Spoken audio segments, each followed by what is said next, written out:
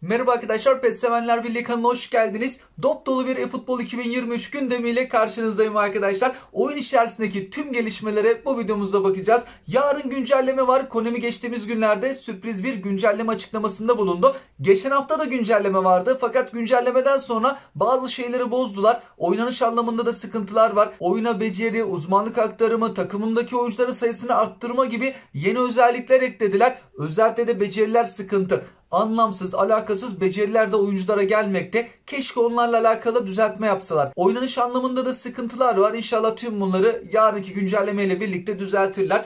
Yarın sabah bakım olacak. Bakımdayken güncelleme işlemini gerçekleştirebiliriz. Ve güncellemeyi yapan herkese de geçen hafta olduğu gibi bir tane top açma hakkı verecekler. Büyük ihtimalle Epic paket bekleniyor. Oradan bir tane ücretsiz top açma hakkı ve hediye ediyorlar. Ücretsizden Epic futbolcu çıkarmak çok ama çok zor. İmkansız diyemem ama imkansıza yakın bir durum. İnşallah ücretsizden en çok istediğimize tek atarız. Yarınki güncellemede bazı cihazlarda sorunlar çıkmakta. Android bazı cihazlarda. Daha önceki güncelleme haftalarında da ben değiniyorum ama olur da yarın belki sıkıntı yaşarsak ya da etrafımızda yaşayanlar olursa Android cihazlarda güncelleme işleminde %100'de kalma sorunu var. %100'e geliyor, tam bitti diyeceğiz ama bir türlü bitmemekte. Böyle bir durumla karşılaştığımız takdirde Konami beklememizi öneriyor. Çünkü arka planda indirme devam etmekte. Ondan dolayı beklememiz lazım. İnternet hızımıza göre bu süre değişmekte. Diyelim ki bekledik bir türlü olmadı. O zaman da en çok işe yarayan yöntemlerden birisi de şu ki telefonumuzda Google Play Store'un ön belleğini silmemiz lazım. Ayarlardan Google Play Store'un ön belleğini temizleyip sonra tekrardan deneyelim. Birçok farklı uygulamada, oyunda bu yöntem işe yaramakta. Pazartesi giren etkinliklerimiz ve bir tane oyuncu paketimiz bulunmakta. Eğer bunları yapmadıysak pazartesi sabahına kadar süresi var. Bir haftalık. Bir tanesinden 60.000 GP, diğerinden de 50 futbol parası kazanıyoruz. Japon Ligi'ne özel etkinlikler bir hafta süreli gelmişlerdi. Bir de pazartesi günü Liverpool paketi geldi. Buradaki oyuncuların kadromuzdaki maksimum seviyeleri de bunlar. Top açılımı yapmamış, yapmayı düşünen arkadaşlarımız varsa kadromuzdaki maksimum seviyeleri en yüksek seviyeli isim Robertson 99. Bugün bitecek etkinliklerimiz var. Haftalık etkinlikler. Bir tane Player of the Week top açma hakkı elde ettiğimiz ve DP/GP hediyeleri olan etkinliğimizin bugün son günü. Yarın yenisi gelecek. Ayrıca 50 futbol parası kazandığımız perşembeleri gelen etkinliğin de bugün son günü. Yarın yeni bir etkinlik gelecek. Geçen perşembe gelen Showtime ve haftanın oyuncuları paketlerinin de bugün son günü. Yarın yeni oyuncu paketleri geliyor. Yarının gündemine başladığımızda her perşembe olduğu gibi haftalık bakım var. Türkiye saatiyle oyun sabah 5'te kapanacak. Konami en geç 11'de açılacak der. Öğlene doğru 11.00'da en geç oyunun açılacağını söylüyor ama genelde erken vakitlerde açıyorlar. Yarın güncelleme var. Güncelleme zamanlarında sıkıntı olursa ancak bakım uzayabilmekte. Oyun bakımdayken sabahleyin güncelleme işlemini gerçekleştirebiliriz. Daha sonrasında bakımın bitmesini bekleyeceğiz. Bakım bittikten sonra da oyunumuza giriş yapabileceğiz. Konami geçen hafta perşembe günü bir aylık süreçte nelerin geleceğini kabataslak açıklamıştı. Çok da açıklama yaptı aslında. Onlardan bir tanesi de efsane paketlerle alakalı. Perşembe günleri gelen epik paketlerle alakalı hem yazılı hem de görsel paylaşımı oldu. Mesela şunu dedi. Donadoni ve ulusal liglerde büyük başarılara imza atan diğer oyuncular destansı oyuncular olarak, Maldini ve oyundaki diğer efsaneler ise big time oyuncular olarak gelecek. Bu bir ay içerisinde Donadoni'nin destansı kartının, Maldini'nin big time kartının geleceğini kesinlikle söyledi. Aşağı kısımlara doğru da ayrıca yeni dinamik değer oyuncu becerisine sahip oyuncular Showtime oyuncusu olarak sunulacak. Dedi ki şu anki Showtime paket depar oyuncular üzerine, dribling yapan oyuncular üzerine kurulu. Bir tane Showtime paketi eksik. Pas yapan oyuncular üzerine de en iyi pasörlerden de bir paket gelecek. Belki o Mayıs ayında gelebilir arkadaşlar. Peki yarın nasıl bir paket olacaktır? Konami dedi ki eFootball Championship Pro Big Time paketleri gelecek. Yarından itibaren mi gelir yoksa önümüzdeki hafta mı gelir? Onunla alakalı şimdilik bir tarih yok. Belki yarın da gelebilir arkadaşlar. eFootball Championship Pro dedikleri de şu 8 takımdan oluşan oyun içerisinde bir etkinlik var. Bizler de oynuyoruz. Round 1, Round 2 etkinlikleri. Bir de e-sporcular. Bu takımın e-sporcuları da mücadele etmekte. Bu takımlardan da oyuna bir tane big time futbolcu eklendi geçen hafta. Barcelona'dan Gavi, Manchester United'dan Rashford, Bayern Münih'ten Coman, Milan'dan Rafael Leao, Inter'den Lautaro Martinez, Arsenal takımından Tomiyasu, Roma takımından Dybala, Monaco'dan Ben Yedder. Belki yarın bunlardan bir tanesini de getirebilirler. Yarın getirmezlerse haftaya kesinlikle gelmesi gerekecek. Çünkü haftaya round 1, round 2 etkinlikleri geliyor. Bu cumartesi günü bu takımların, e-sporcuların maçları var. Bu bir haftalık süreç içerisinde bu turnuvayla alakalı etkinlikler olacağı için büyük ihtimalle bu paketler ya yarın ya da haftaya başlayacak gibi. Bu oyuncuların maksimum seviyeleri ise şimdilik bilinmemekte arkadaşlar. Yüksek seviye olacaklardır. Bunların bazıları Player of the Week'e geldi, işte Club Selection olarak geldi. Maç biletine Gavi eklenmişti. O kartlarından iyi olmaları lazım.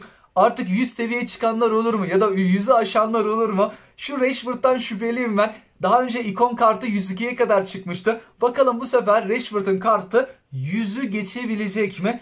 Coman, Rafael Leao, Gavi, bunların da seviyeleri muhakkak yüksek olacaktır.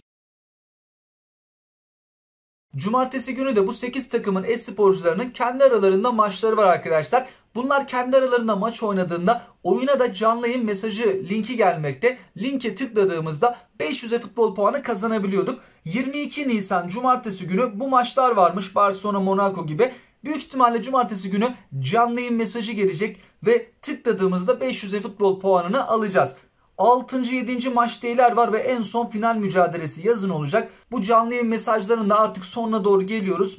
Bu cumartesiyi saymazsak 3 tane kaldı. Bir de bu eFootball Championship ile alakalı Konami takımların hediyeler vereceğini daha öncesinden açıklamıştı. Ben de bir tane takıma rastgele baktım arkadaşlar. Mesela Arsenal takımının Twitter sayfasına girdiğimizde geçen haftalarda böyle bir paylaşım yapmış. 3-5 gün önce olabilir. Az önce gösterdiğim 8 takımın sosyal medya hesaplarını takip etmek lazım.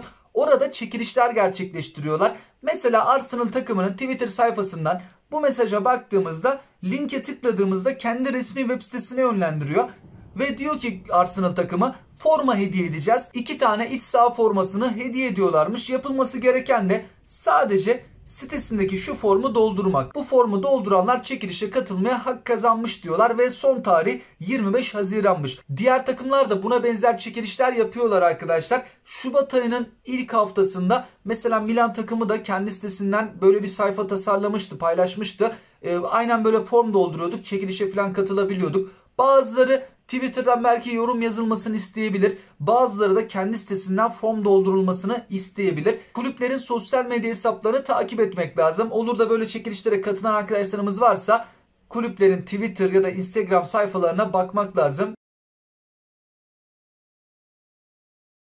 Oyunla alakalı önemli kritik gelişmelerden bir tanesi de arkadaşlar Konami Analik konusunda çalışmaya devam ediyor. Analik oyunda en çok beklenen bölümlerden bir tanesi. Özellikle de konsolda oynayan arkadaşlarımız Analik'e alışmışlardı. Şu an oyunda Analik yok. Hatta Konami yetkilisi mobile de Analik'in ekleneceğini söylemişti. Analik gibi bir bölüm oyuna eklendiğinde ve oyunun da gameplay'indeki sorunlar biraz daha düzeltildiğinde tadından yenmez diyebiliriz. Oyun çok güzel bir hale gelir.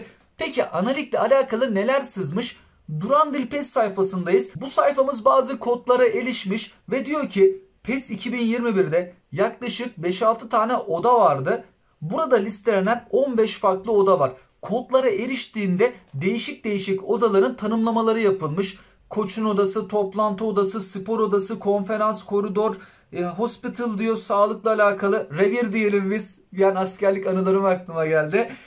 Gibi odalar, bölümler tanımlanmış. Analikle alakalı çalışmalar devam ediyor. Peki ne zaman gelecek?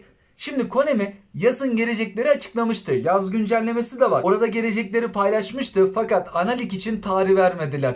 Belki uzun bir zamanda alabilir arkadaşlar. Bunu tamamlayacaklar, denemelerini yapacaklar. İnşallah eFootball 2024'ün tanıtımına yetiştirirler. eFootball 2024'ün tanıtımı da Ağustos'un son haftası. 24'tü galiba yanlış hatırlamıyorsam. Önceki haftalarda tarihini paylaşmıştım ama Ağustos'un son haftası eFootball 2024 tanıtımının yapılması gerekiyor.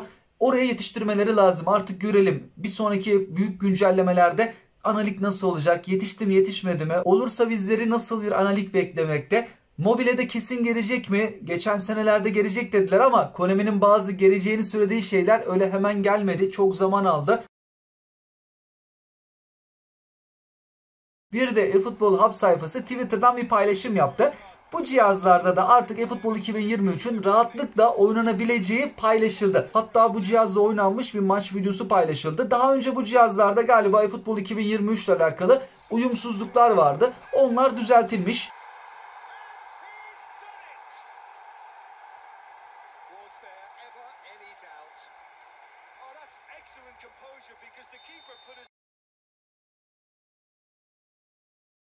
Ben de merak ettim bu cihazlar kaç paraya satılıyor diye doğrudan Google'a yazdım ve ilk çıkan siteye girdiğimde Trendyol'a cihazımızın ismi Steam Deck. 512 GB'lık olanı 19.199 liramış. Bizim ülke şartlarını düşündüğümüzde bu cihazları almak çok ama çok zor. Bir de indirimlemiş. 19.399'dan 19.199'a düşmüşler. Yani ben burada siteyi de kınıyorum. 200 lira indirim olur mu? Yani 19.199'u veren 399'u da verir. Yapacaksan 1000 lira falan indirim yap ya da %10, %5 gibi indirimler yapsalardı. Çok cüzi de bir indirim yapmışlar. Aslında dolara çevirdiğimizde dolar karşılığı 1000 dolardan az etmekte. Bizim ülke şartlarında bu cihaz çok pahalı. Marka gigabaytına göre de fiyatlar değişkenlik gösteriyor. Bir de sigorta yapılırsa 2217 lira diyor. Bunu da yeni gördüm. Tabi bunu alan sigortada yaptırmak isteyebilir. 2 milyar da ona para verecek. 20 milyon üstüne çıkıyor. Yarın Player of the Week haftanın oyuncuları gelecek. Peki kimler gelebilir? Bununla alakalı dün bir tahmin videosu yayınlamıştık. O videoyu izlemeyen arkadaşlar için şöyle hızlıca geçecek olursam İngiltere Ligi'nde Aston Villa takımının santraforu Watkins 2 gol 1 asist yaptı. Gelme ihtimali yüksek kendisinin. Bournemouth takımı deplasmanda Tottenham'ı yendi. Bu maçta santraforları Solanke'nin 1 gol 2 asisti var. İngiltere Ligi'nde dikkat çeken forvetler. İkisini de görebiliriz ya da ikisinden birisini tercih edebilir. Manchester City 3-1'lik galibiyet aldı. Burada stoperleri Stones'un golü var. Gelirse en azından yüksek seviyeli bir stoper olmuş olur pakette. Manchester United'dan oyuncu seçerler mi bilinmez ama 2-0'lık galibiyetlerinde Antony'nin 1 gol 1 asisti var. Keşke şu futbolcu gelse. Heyecan verici oyunculardan bir tanesi. Seviyesi de yüksek olursa birçoğumuz isteyecektir. Real Madrid'in 2-0'lık galibiyeti var deplasmanda. Asensio, Nacho maçta ön plana çıkan isimler ama Asensio da bir sağ kanat sağ açık futbolcusu. O bölgede bu hafta dikkat çeken, iyi performans sergileyen çok fazla oyuncu var. Konemi hepsini tercih etmeyecektir. Bizim milli futbolcumuz Cengiz Ünder de bu hafta adaylardan bir tanesi. Çok fazla aday var. Bunların içerisinden maksimum 2 tane ismi seçebilirler. Aynı bölgeden çok fazla futbolcu tercih etmeyeceklerdir.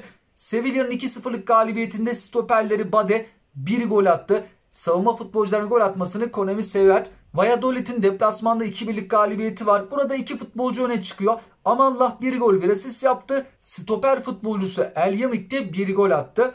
Athletic Bilbao'nun 2-0'lık galibiyeti var. Inaki Williams'ın 2 golü var ama bu maçta o da sağ kanatta oynadı. Birçok isim sağ kanatta oynayanlar bu hafta coştu. Kardeşi sol kanatta oynadı. Normalde kardeşi sağ kanatta oynayıp kendisi santrafora da çoğu zaman oynuyor. Real Betis'in 3-1'lik galibiyeti var. Bu maçta sol bek futbolcusu Miranda'nın 1 golü var. O da ihtimallerden birisi. Gelir mi bilinmez ama Griezmann da bu hafta 2 gol kaydetti Atletico Madrid takımında. Marsilya'da milli futbolcumuz Cengiz Ünder maça ilk 11'de başladı ve 1 gol attı. İnşallah Cengiz gelir ve yüksek seviyeli kartıyla gelir. Rennes takımının 3-0'lık galibiyeti var. Sağ açık futbolcusu Doku. O kadar fazla var ki sağ kanat futbolcusu. Doku'nun da 2 golü var. Hızlı bir futbolcu. Hollanda'da Ajax'ın 3-1'lik galibiyeti. Sağ bek Sanchez 1 gol 1 asist yaptı. PSV, Hollanda takımı PSV deplasmanda 3-2'lik galibiyet aldı. Orta saha futbolcusu Til'in 2 gol 1 asisti var. 3 gole doğrudan katkı sağladı. Rangers'ın 5-2'lik galibiyeti var. Sol kanat futbolcusu Cantwell 1 gol 2 asist yapmış. Ama her zaman İskoçya'dan da futbolcu seçmiyorlar. İskoçya'da Rangers ve Celtic farklı galibiyetler alabilmekte. Celtic'te 4-1'lik galibiyet aldı. Göbek futbolcusunun 2 golü var. İhtimallerden bir tanesi. Paris Saint-Germain'de Vitinha göbek futbolcusu 1 gol 1 asist yaptı, gelebilir. Mbappe de 1 gol 1 asist yaptı ama Mbappe'nin yerine farklı forvetleri tercih edebilir Konemi. Çünkü 2 gol 1 asist gibi performanslar var. Brest takımının kalecisi Bizot ya da Lecce Sampdoria maçının 1-1 bitti ama kaleci Ravaglia 9 kurtarış yapmış. Çok fazla kurtarışı var fakat 1 gol yedi. Konemi gol yemeyen kaleciyi de tercih edebilir. Bizim ülkemizden eğer oyuncu seçerlerse Galatasaray takımından Icardi'yi görebiliriz. 3 gol 1 asist yaptı kendisi.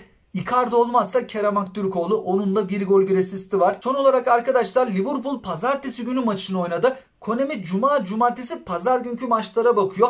Pazartesiye pek bakmamakta. Olur da pazartesi gününe bakarlarsa 6-1'lik maç var. O zaman Jota'yı tercih edebilirler. Pazartesi günkü lig maçlarına genelde bakmıyorlar ama Konami'nin sağ solu belli olmaz. Mesela bir keresinde kupadan da oyuncu seçmişti. Normalde lig maçlarına bakarak seçiyordu. Bir tane de İngiltere'de kupa finali vardı. Oradanca oyuncu dahil etmişlerdi. eFootball 2023 ile alakalı gündemdeki konular bunlardı arkadaşlar. Gündem bayağı yoğundu. Bugün bitecekler. Yarın cumartesi bizleri bekleyenler bunlardı. Tüm bunlarla alakalı sizler de yorum ve görüşlerinizi bizlerle paylaşabilirsiniz. Hoşçakalın.